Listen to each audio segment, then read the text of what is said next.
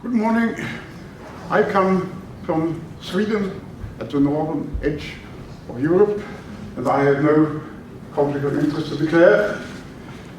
In Sweden, we have a total tobacco consumption quite similar to the rest of Europe, but there is one important difference, namely that in Sweden most of the tobacco use is not cigarettes, but snus, the Swedish kind of low toxicity oral tobacco. And accordingly, we have very low prevalence of daily smoking. These figures come from a brand new report from the European Commission, and as you see, Sweden occupies an outlier position at the very bottom of the scale. Okay, this is a result of a development that has taken some 50 years. About 50 years ago, something happened to tobacco use in Sweden. Previous high rates of snus use were declining from the 1920s. But in the 1970s, the early decline in snus transformed into an increase. This increase continued till the early years of the new millennium. Then there was a sudden decrease caused by a drastic increase of the tax level on snus compared to cigarettes. But soon enough, the upward trend returned, obviously because of demand from the public. This brings us to the question of initiation of tobacco use in Sweden. And we have several versions of initiation of tobacco use. We have primary initiation of smoking, that is, initiation among non-tobacco users, and secondary initiation of smoking among daily snus users. And correspondingly, we have primary initiation and secondary initiation of snus use. These patterns have changed quite a lot during these last 50 years. And that could be followed by looking at different birth cohorts. As we see here, the oldest birth cohort, men born in the 1940s, initiated smoking much more than snus use. The blue bar is for smoking initiation, the brown for snus. But then in the consecutive younger cohorts, the proportion changed, so that in the youngest cohort, those born in the 1980s and starting most of them their tobacco use around the shift of millennium, the initiation of snus use was dominant over initiation of smoking. The increase of initiation of snus use was accompanied by an increase of non-initiation, that is, leaving tobacco-free life. And the upward trend of non-initiation, together with the downward trend of smoking initiation, suggests that the snus initiators are not recruited among presumptive never tobacco users, but rather among presumptive smokers. Thus, snus is not added to smoking, but replacing smoking. This graph shows total initiation of daily smoking, primary plus secondary. And primary initiation of snus use is sometimes followed by secondary initiation of smoking. When these cases are added, there is still very little change of the general trend. We still see the strong decline of initiation of smoking. This refutes the concerns that have been raised that snus would be a gateway to smoking. Let's now go over to cessation matters. Quit ratios, the proportion of quitters among ever users, are much lower for snus use than for smoking. There have been assumptions that this would reflect stronger nicotine dependence in snus use than in smoking. But quit ratios are influenced both by the strength of dependence that hampers quitting and the strength of motivation to quit. A nationwide representative study has examined how these parameters are associated with smoking, respectively snus use. This item was used to measure dependence,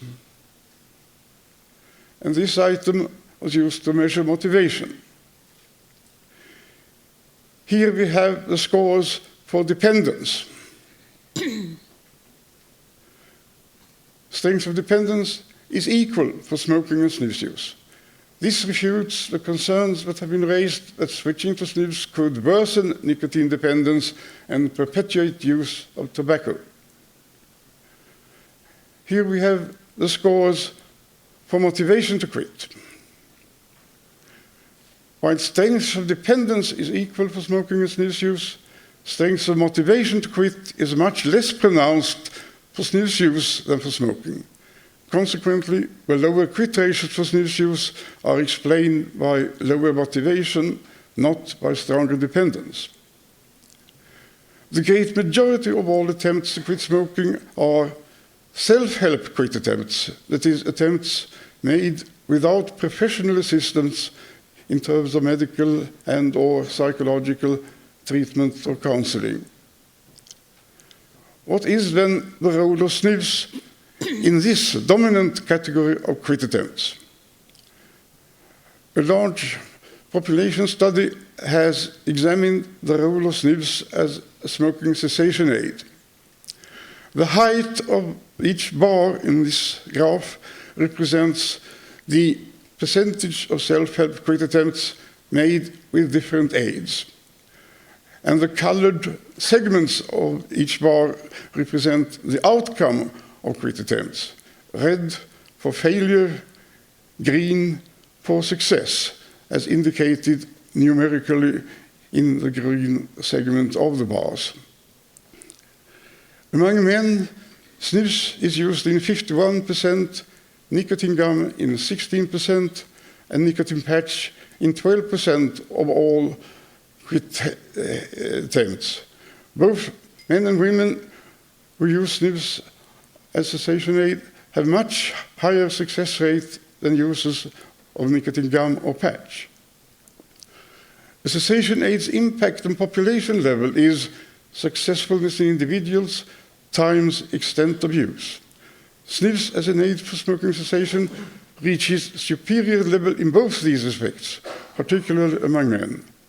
As a result, the number of men who quit smoking using snus is higher than the number of all men who quit smoking by using the officially approved NRT products.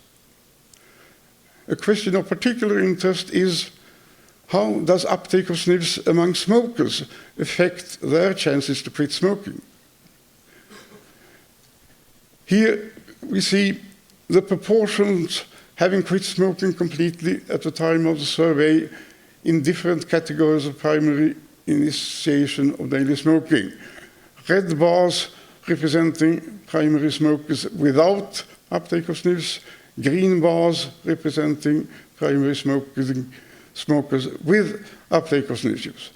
In each of the birth cohorts, the quit rates for those with uptake of snus is significantly higher than the quit rate for those without snus use.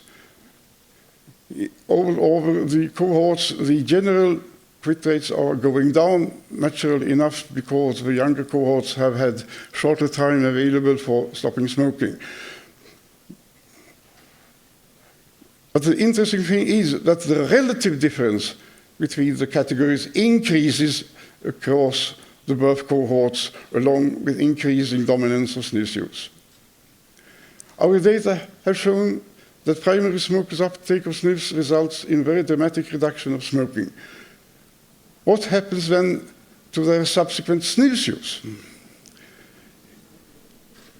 At the end of the survey we see that primary smokers with uptake of daily snus use have 4 various kinds of tobacco use status.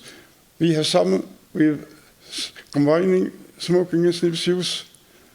Some smoke but no snus use. Some have no smoking but snus use, and some have no smoking and no snus use. The categories without smoking add up to 76% of them all, and more than 80% have quit at least one kind of their tobacco use. 31% have quit both smoking and snus use. Persisting dual use is uncommon, particularly daily dual use. So dual use appears to be a transient stage serving as a stepping stone towards smoke-free or completely tobacco-free life. These changes of tobacco habits in Sweden have resulted in very low smoking-related mortalities. These figures are taken from the WHO Global Report on death rates attributable specifically to tobacco. And again, Sweden is found at the very bottom with a death rate related to tobacco less than half of the European average and less than a fourth of the levels in the top countries in Europe. Here I have a summary, but I think I would rather drop that. You can read it. I will be leaving paper copies of my slides available for those who are interested. I would rather go back to this slide because it raises the question, could it have been possible to avoid these excess deaths in the other European countries?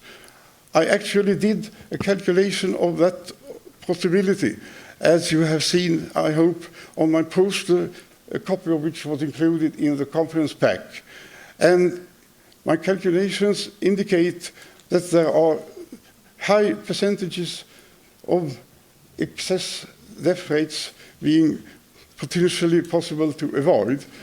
And looking into the future, my conclusion is that if snus is made available by lifting the current ban in the European Union and truthful public education encourages substitution of snus for cigarettes, as has been done in Sweden, something in the order of 320,000 premature deaths per year can conceivably be prevented among men 30 years and older in the current EU countries after a few decades of changing of European tobacco habits. Thank you very much.